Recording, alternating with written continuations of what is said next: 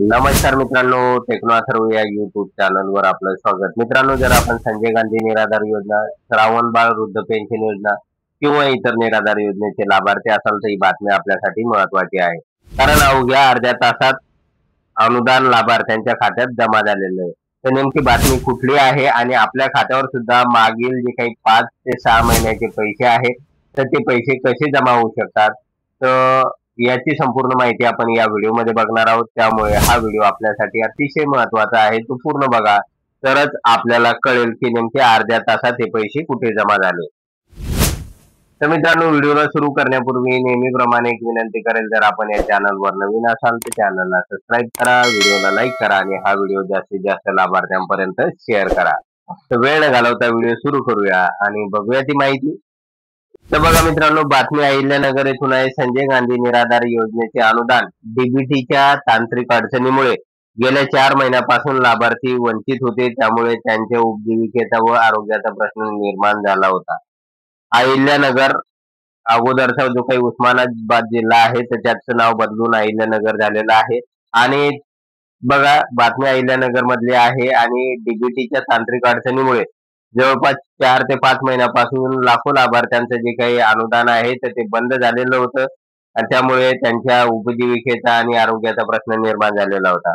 याबाबतची सर्व माहिती आमदार शिवाजी कर्डिले यांना सांगितल्यानंतर त्यांनी तातडीने संजय गांधी निराधार योजनेच्या शाखेचे नायब तहसीलदार गणेश बानवसे यांच्याशी संपर्क साधून लाभार्थ्यांना येणाऱ्या अडचणी तातडीने दूर करण्याचे, अनुदान त्यांच्या खात्यात जमा करण्याचे आदेश दिल्यानंतर अवघ्या अर्ध्या तासात हे अनुदान संजय गांधी योजनेच्या 110 लाभार्थ्यांच्या खात्यात जमा झाले. त्यामुळे त्यांच्या चेहऱ्यावर आनंदाचा क्षण पाहायला मिळाला. तर बघा मित्रांनो, या ठिकाणी अहिल्यानगर येथील आमदार शिवाजी कर्डिले जशी यांना माहिती मिळाली की संजय गांधी निराधार योजनेच्या लाभार्थ्यांचे 4 ते 5 महिन्यापासूनचे अनुदान रखडलेले आहे, तर त्यांनी तात्काळ संजय गांधी निराधार योजनेचं जे काही ऑफिस आहे तिथं तात्काळ संपर्क केला आणि त्या ठिकाणी जे काही नायब तहसीलदार होते गणेश भानवसे यांनी त्या आदेशाचं पालन करून अवघ्या अर्ध्या तासामध्ये 110 लाभार्थ्यांच्या खात्यावर या योजनेचे संपूर्ण पैसे जमा केलेले आहेत.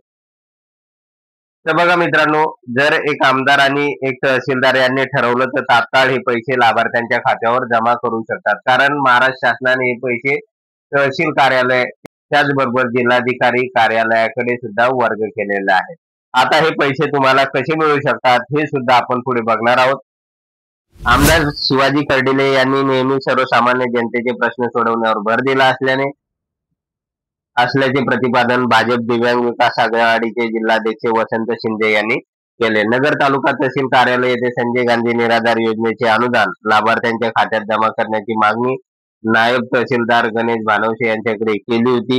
यावेळी भाजप दिव्यांग विकास आघाडीचे जिल्हाध्यक्ष वसंत शिंदे, दरेवाई ग्रामपंचायतचे माजी सरपंच अनिल कराडे, बाबासाहेब धीवर, सुधीर देठे, खडसे पाटील आदी लाभार्थी उपस्थित होते. त्यानंतर पुढे बघा मित्रांनो, नगर तालुक्यातील संजय गांधी निराधार अनुदान योजनेतील लाभार्थ्यांचे आधार अपडेट नसणे, आधार बँकेला लिंक नसणे, आपल्या कोणत्या खात्याला आधार लिंक आहे, कोणत्या मोबाईल नंबरवर लिंक आहे हे माहिती नसणे, यामुळे तालुक्यातील 40% लाभार्थ्यांना पेन्शन जमा होण्यासाठी अडचण निर्माण होत आहे.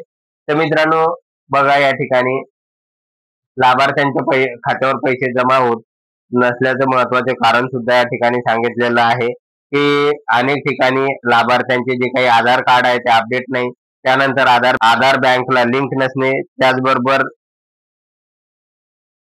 कोणत्या खात्याला आधार लिंक आहे हे माहिती नसले, त्याचबरोबर मोबाईल नंबर लिंक नसणे, यासारख्या अनेक अडचणी असल्यामुळे लाभार्थ्यांच्या खात्यावर हे पैसे जमा होऊ शकत नाही. परंतु तहसील कार्यालयामधूनच या सगळ्याची माहिती मिळू शकते की नेमकं आपलं बँक अकाउंट कोणतं आहे, आपलं आधार कार्ड हे अपडेट आहे किंवा नाही आणि आधार नंबर हा बँक अकाउंटला कनेक्ट आहे किंवा नाही, त्याचबरोबर आपला मोबाईल नंबर बँक अकाउंटला लिंक आहे किंवा नाही, तर याची सगळी माहिती तहसील कार्यालयामधून आपल्याला मिळू शकते आणि त्या ठिकाणी लिंक सुद्धा केल्या जाऊ शकते.